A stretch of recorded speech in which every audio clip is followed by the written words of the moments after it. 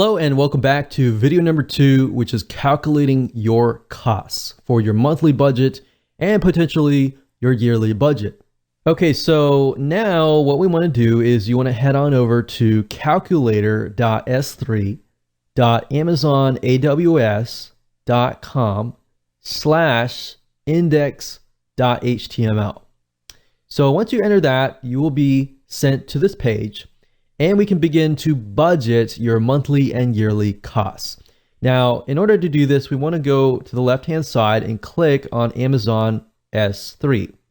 Now, it's going to ask you to choose your region. What the region is basically you're going to have the option when you create your buckets to specify a region.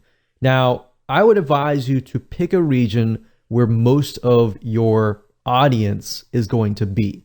So if I feel like, okay, most of my customers or prospects are going to be in the United States, I might want to choose something in the United States here. So I'm just going to choose this one here. Now, standard storage is merely the amount of storage that you expect to use in a month. So in other words, how much are you going to upload? Now, realistically, most of you are probably going to upload max a couple gigs. Now, for those of you who are heavy users, you might say a max of 100 gigabytes. Now, imagine this. Your web hosting company, most of them, in order to upload like 100 gigs, you're at least paying $50 to $100 per month. Now, look at this. If I scroll up here, you can see it automatically shows you your estimated monthly bill. You only have to pay $2. So imagine the possibilities. Now let's talk about bandwidth, which is basically if you upload 100 gigabytes of video files, audio files, really large files, and people are actually watching these videos, listening to these audio files. Basically, if you have a file or a video file that's, let's say, for example, 20 megabytes.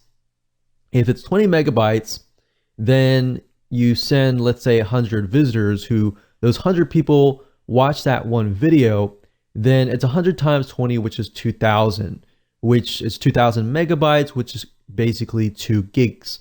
So in this case, I just want to show you this. We have data transfer out, data transfer in. So these two are the ones that you will primarily be looking at. So let's try to max it out. Let's say, for example, that we have 500 gigs per month data transfer out and 500 gigs in. How much is that going to cost me?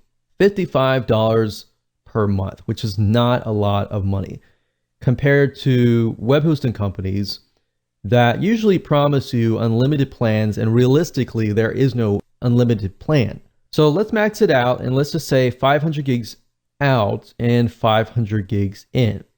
Now, I will be honest, most of you will never really reach even 300 gigs in and out. So if that's the case, then you're paying only $37 per month.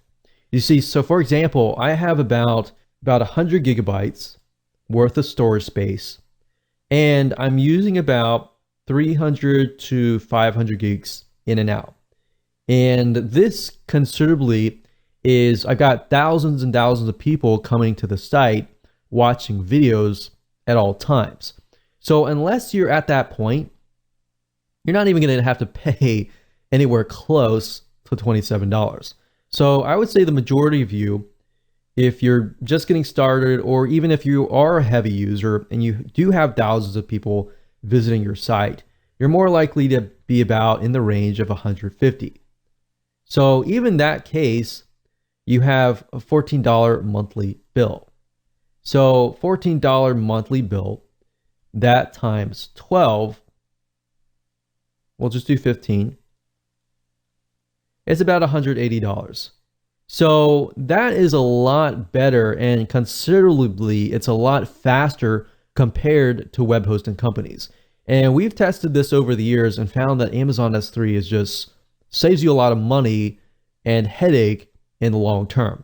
So this allows you to have a basic web hosting account where you can put your website on it, but then put all the heavy files like the images and the videos and the audio files and the big files on Amazon S3. So now that you know how to budget, let's move on to the next video.